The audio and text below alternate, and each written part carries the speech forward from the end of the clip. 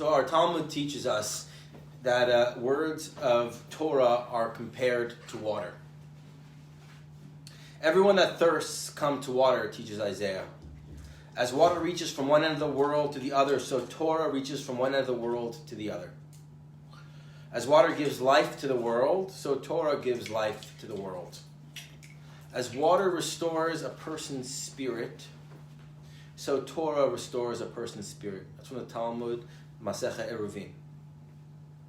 So as we swim in the nourishing waters of Torah, I always strive to bring in as many voices and perspectives as I can, holding the space so we can all explore the different voices that come, beautiful tapestry of our tradition. And Torah for me is a blueprint, it's a manual guiding me through my life. As I'm always changing, always growing, so does my relationship to Torah. It's dynamic. And the holy software comes with updates. It's got to come with updates. This week's reading focuses on Isaac and his family. Abraham and Jacob both get multiple portions talking about their lives. This Torah portion, Parshat Toldot, is the only portion that focuses on Isaac's adult life. So I'm thinking a lot about Isaac this week. Isaac, Yitzchak, the laughing one. Isaac, the traumatized one. Isaac, the bridge, the one who sits between Abraham and Jacob. The son of Abraham, the one who began the whole journey with a Lech Lecha moment. Isaac, the father of Jacob, Yaakov, the one who gives birth to the 12 tribes of Israel.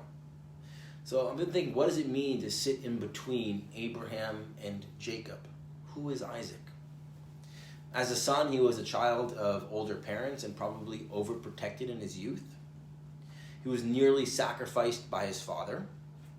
He was caught in the crossfires of his mother, Sarah, and Hagar's conflict. He was then estranged from his brother. He's passively involved in his own wedding and future. As a father, his children, Jacob and Esau, struggle with each other.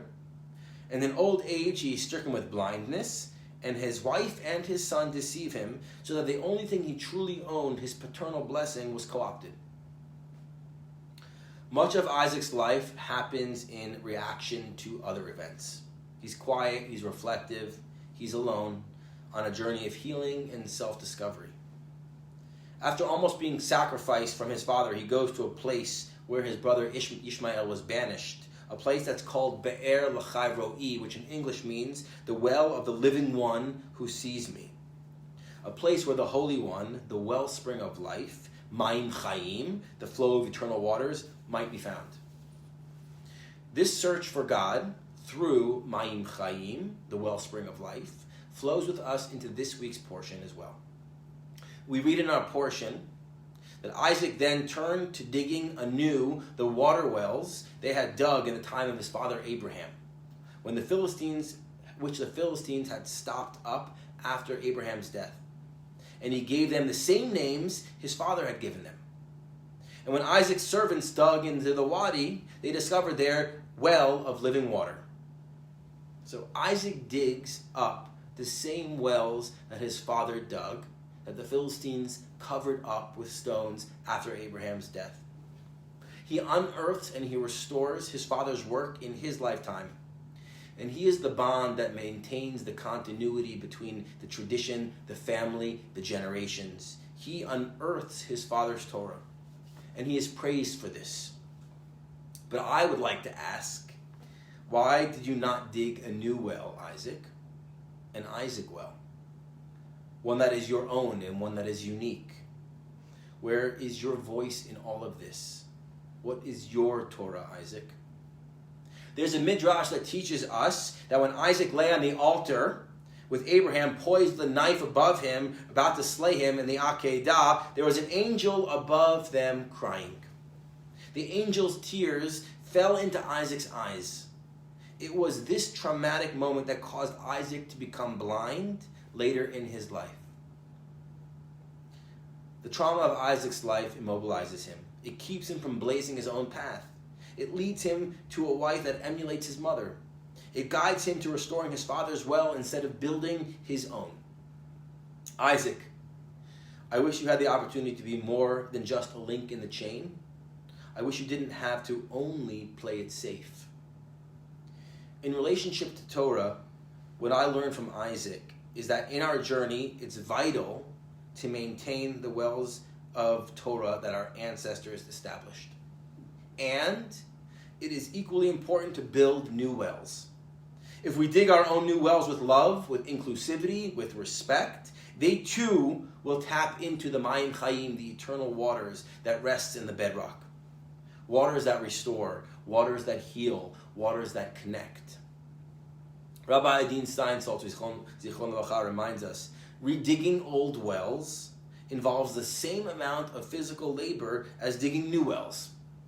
In the framework of each person's life, whether he or she is leading a holy life or not, a conscious effort must be made to search for the meaning behind things, to open up wells and find the waters hiding within. One of the main ways of accomplishing this spiritual work is by asking new questions. One cannot always find the answers, but through questions, one can also uncover important ideas and meanings. Not everyone can break new ground, and not everyone can dig new wells. What everyone can and must do is to take the old wells and rediscover them for himself or herself as an entirely new creation. And so when we embark on this journey of discovery, of asking questions, there inevitably will be some hesitation. There might be some fear. There will be some trauma. There will be some unresolved pain that blocks us from digging our own wells. And so in response to this, my teacher, Rabbi Ingber, guides us, for all of us Isaacs out there. Whatever we don't feel, we won't heal. And healing can come when we face our challenges head on and not run from them. We face our pain, our struggles together, in this moment, on this earth, sifting through sediments and digging together. So my blessing for Toldot, Software Update 2020 H2.0, and I hope that you all bless me back, is that we become courageous enough to confront our own trauma when ready, so that we can heal. We have the foresight to not pass this trauma on to the next generation. When we honor our tradition and ancestors, yet at the same time blaze our own path. May the salt in our eyes come from the sea of Torah that surrounds us and not from tears of an angel.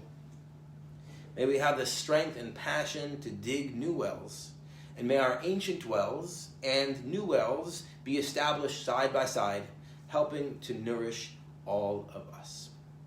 And Shabbat Shalom. And with that, we turn back into our prayer books for our sanctuary song. Each one of us a sanctuary. Each sanctuary has a well within it. Tap into the well within you, connecting to the Mayim Chaim, that wellspring of life that is right in the center of your being.